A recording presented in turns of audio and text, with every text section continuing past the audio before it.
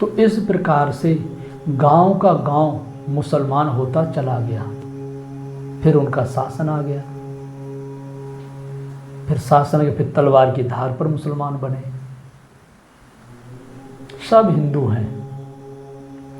और दूसरा कारण, हिंदुओं में 75% जनता को पूजा पाठ करने का अधिकार नहीं, सम्मान का अधिकार नहीं, उनको हे दृष्टि से देखा जाता था, कोई उनके जीवन के लिए सुव्यवस्था नहीं। तो धीरे धीरे वो लोग फिर कन्वर्ट होते चले गए। अब देखो, हम 2 भाई हैं या 4 भाई हैं, एक भाई को कहें कि तू नीचे बैठ, तू घर के अंदर नहीं आ सकता, इसको घर के बाहर खाना दो, घर के बाहर बात करो, घर के बाहर इसको रखो, तो वो भाई के अंदर क्या भाव होगा? क्या बताओ, ये हमारे 3 भाई और हमारे साथ कैसा व्यवहार कर रहे हैं, तो उसके प्रति क्या भाव बनेगा, उसके अंदर इनके प्रति क्या भाव बनेगा? आखिर वो दूसरे, अगर कोई दूसरा व्यक्ति उसको सम्मान दे, भाई से भी अधिक प्रेम दे, तो इन्हें स्वीकार करेगा कि उसे स्वीकार करेगा? तो यही हिंदुओं के साथ 75% जनता के साथ हुआ। तो जितने हरिजन थे, छोटी जात वाले थे, तो मुसलमान हो गए कि ये हमें प्रेम नहीं दे रहे, स्नेह नहीं दे रहे, तो कम से कम सम्मान तो मिलेगा। उन्होंने वो सम्मान दिया उन्हें, अपनी लड़कियों के साथ विवाह किए जिनकी शादी नहीं हो रही थी, और गले से लगाए। कौन नहीं चाहता है कि हमें गले से लगाएं, हमसे प्रेम से बात करें, जबकि हिंदुओं के अंदर ये नहीं था। जो बड़ी बड़ी जाति वाले थे, तो हर जनों को, छोटी जाति वालों को दुत्कारना, अपमानित करना, उनकी बहन बेटियों के साथ दुर्व्यवहार करना, जिसका दुष्परिणाम ये हुआ कि उन्हें फिर मुसलमान बनना पड़ा।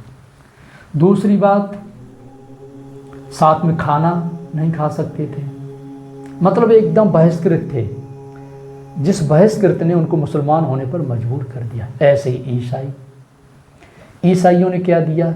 ईसाइयों ने स्कूल खोल दिए, ईसाइयों ने महीने भर के लिए उनकी व्यवस्था कर दी खाने पीने की। अब इधर मंदिरों में इतना चढ़ावा चढ़ रहा है, तीर्थों में इतना चढ़ावा चढ़ रहा है, वो सारा पैसा कानून के आधार पर ईसाइयों में और मुसलमानों में जाता है।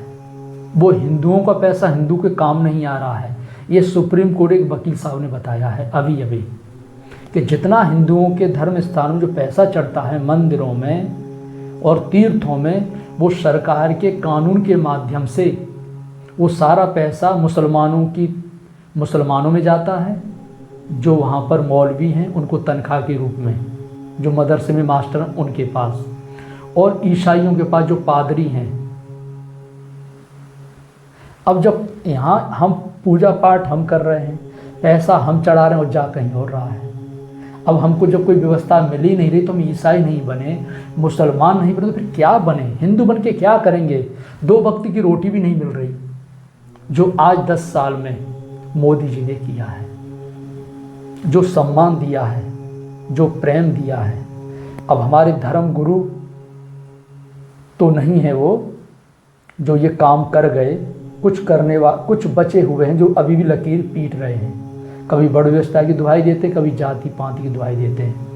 जो संस्थाएं बनी हुई हैं धर्म के नाम पर, वो संस्थाएं अब जा रही हैं और सबको गले से लगा रही हैं। भाई भाई कह कर के प्रेम, भाई भाई कह कर वो जो व्यवस्था बनी वो कर रहे हैं। तो अब कोई मुसलमान और ईसाई नहीं हो रहा है। ये कुछ समय पहले सरकार ऐसी आई थी जिसने हिंदू के पक्ष में कोई काम नहीं किया सिवाय विपक्ष के। ईसाइयत के सिवाय कुछ नहीं फैलाया।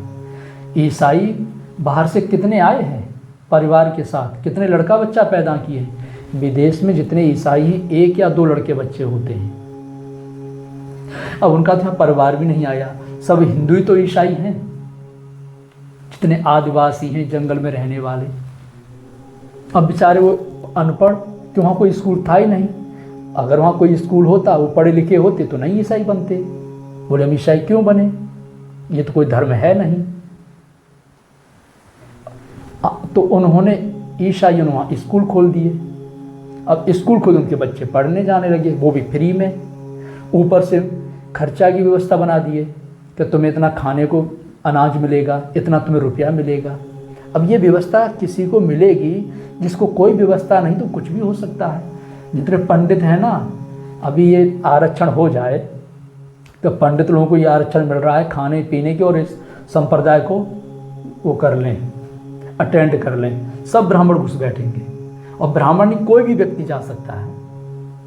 ये तो हम एक बता रहे हैं, जिन्होंने दूसरों के ऊपर धर्म के नाम पर जो प्रतिबंध लगाया था, आज स्वयं उसी में प्रतिबंधित हो गए।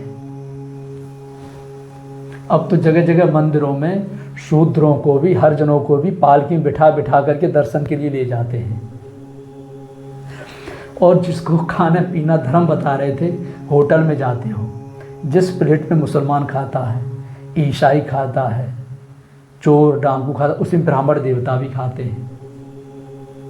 पूछते हैं होटल वाले से कि इस प्लेट में खाना किस किस ने खाया है, वो प्लेट में सजा करके खाना ले आता है और आप चम्मच के साथ, हाथ से, चम्मच से खूब मज़े से खाते हो, आनंद के साथ बैठ करके। तो बहुत बढ़िया भोजन। अब धर्म नष्ट क्यों नहीं हो रहा है? जो पहले खाने पीने से धर्म नष्ट हो रहा था, जो आधे टुकड़े से सबका धर्म नष्ट हो गया, आज क्यों नहीं हो रहा है? क्या था ये? एक रूढ़ी थी ना, एक अज्ञानता थी, एक भ्रांति थी, जो कुछ बुद्धिजीवी वर्ग ने इसको लागू कर दिया था समाज के ऊपर। आज एक साथ बैठ रहे हो, खा रहे हो, गले मिल रहे हो, आज क्यों नहीं धर्म नष्ट हो रहा है? इसलिए हम कहते गीता पढ़ो, रामायण पढ़ो, सभी पढ़ें, हिंदू, मुस्लिम, सिख, ईसाई, आप रूढ़ियों से बाहर आ जाओगे। जितनी रूढ़ियों का अंत गीता के द्वारा हुआ है, और गीता करने में सक्षम अन्य कोई पुस्तक नहीं है। जो चीज़ गीता के भाष्य यथार्थ गीता से बताया गया है, आप 3-4 बार पढ़ लोगे तो क्या मुसलमान, क्या ईसाई, क्या हिंदू, क्या धर्म, सब समझ जाओगे। तो इस प्रकार से हमारे हिंदू ही मुसलमान बने, ईसाई बने, वो उनकी मजबूरी थी। मुसलमान बनने का कारण ये था कि जो अपमानित हम किए जा रहे थे, कोई हमारे पास अधिकार नहीं था जो मुसलमान के माध्यम से मिला। ईसाई बनने का कारण ये था कि हमारे बच्चे अनपढ़, अव्यवस्थित घूम रहे थे, ना हमारे लिए कोई खाने पीने की व्यवस्था, ना बच्चों को कोई पढ़ने की व्यवस्था, जिस मजबूरी ने उनको ईसाई बनने पर मजबूर कर दिया। और जंगल में रहने वाले, उन्हें ज्ञान ही नहीं कि ईसाई क्या होता है, हिंदू क्या होता है। किसी को कुछ ज्ञान था तो वो ईसाई नहीं बना। अब ना बने तो बच्चे कहाँ पढ़ें? उसके पास इतना पैसा ही नहीं कि अपने बच्चों को अच्छी तरह से पढ़ा लिखा करके और नौकरी के योग्य बना दे। जितने बड़ी बड़ी जाति वाले हैं, सबके बच्चे देश में नहीं तो विदेश में पढ़ रहे हैं, और जो बेचारे गरीब हैं, क्या उनके बच्चे पढ़ने लायक नहीं हैं? इन बड़ी बड़ी जाति वालों को, संगठन वालों को स्कूल बनाने चाहिए। जिसके पास खाने पीने की व्यवस्था नहीं, वो खाने पीने की व्यवस्था करनी चाहिए। आखिर संगठन हम क्यों बनाते हैं? भारत के उत्कर्ष के लिए, गरीबों की मदद के लिए, जहाँ शिक्षा का अभाव है उसको पूर्त करने के लिए। लेकिन संगठन बना करके एसी कमरा बन गया, 4-6 गाड़ी आगे पीछे लग गई, बस हो गया। ना तो गरीबी दूर किए, ना शिक्षा के अभाव को दूर किए। एक संगठन बनाकर अपनी सुख सुविधा तक ही सीमित रह जाते हैं। सबसे ज़्यादा संगठन हिंदुओं में बने हुए हैं, उसके बाद मुसलमानों में भी हैं। लेकिन ये संगठनों से कितना सुधार हुआ? कुछ ही संगठन ऐसे हैं जो गरीबों की गरीबी को दूर कर रहे हैं, जो शिक्षा के अभाव को दूर कर रहे हैं। मैं तो धन्यवाद दूंगा परमपिता परमेश्वर का 10 साल में जो सरकार आई है, इसने भारत को बचा लिया। इसने भारत को एक अटूट शक्ति बना दिया जो कोई तोड़ नहीं सकता। आज भारत में वो शिक्षा दीक्षा सब लोगों को मिल रही है जो इससे पूर्व मिलनी चाहिए थी। क्योंकि इससे पहले जो सरकार थी उसका दृष्टिकोण केवल ईसाइयत पर था कि भारत को जितना अधिक से अधिक हो सके ईसाई धर्म फैलाओ, ईसाई बनाओ। ये तो प्रभु का धन्यवाद दो सब मिल करके कि हमारे देश में ऐसा प्रधानमंत्री आ गया जिसने भारत को भारत बना दिया। विश्व में विश्व गुरु के दर्जे पर पहुंचा दिया। जो भारत अपना सिर नहीं उठा पा रहा था पाखंड और रूढ़वादियों के कारण, उस पाखंड को, रूढ़वादियों को दूर करके आज भारत सिरमौर हो गया। अभी कितनी बड़ी मीटिंग हुई, सभी ने भारत की सराहना की। यहाँ की संस्कृति तो दूर की बात, यहाँ 2 रोटी खाए, 2 रोटी तो दूर की बात, 2 टुकड़े, 2 गिरास खा करके और वाह वाह करने लगे कि क्या भोजन है। जब भोजन में इतना स्वाद है तो यहाँ की संस्कृति कितनी स्वादिष्ट होगी, यहाँ की संस्कृति कितनी आनंदमय होगी। आज भारत ने आज से 2000 वर्ष पहले जो पहचान थी वो पहचान पाने में सक्षम हो गया है। लेकिन कैसे हुआ है? जब इन रूढ़िवादियों से अलग होकर के हमारे देश के राजा महाराजा जो काम कर रहे हैं, अगर इन रूढ़िवादियों का सहयोग लेके चलते तो कभी ये पहचान नहीं दे पाते, ये फंसा देते, उलझा देते। लेकिन उस व्यक्ति ने गीता संदेश को लिया है, उस व्यक्ति ने गीता ज्ञान को लिया है, अपने महापुरुष की वाणी को लिया है कि हमारे सत्पुरुषों ने क्या कहा, हमारे महापुरुषों ने क्या कहा है, हमारी गीता क्या कह रही है। उन्हीं के हाथ में वो गीता है, स्वयं गीता लिए, अध्ययन किए, वही विदेशों में जा करके उन्होंने दी। आज गीता के आधार पर भारत अपने मूल मुकाम पर पहुंच चुका है और विश्व में जो शक्तिशाली देश थे उन्होंने स्वीकार भी कर लिया कि भारत ही वास्तव में विश्व गुरु है।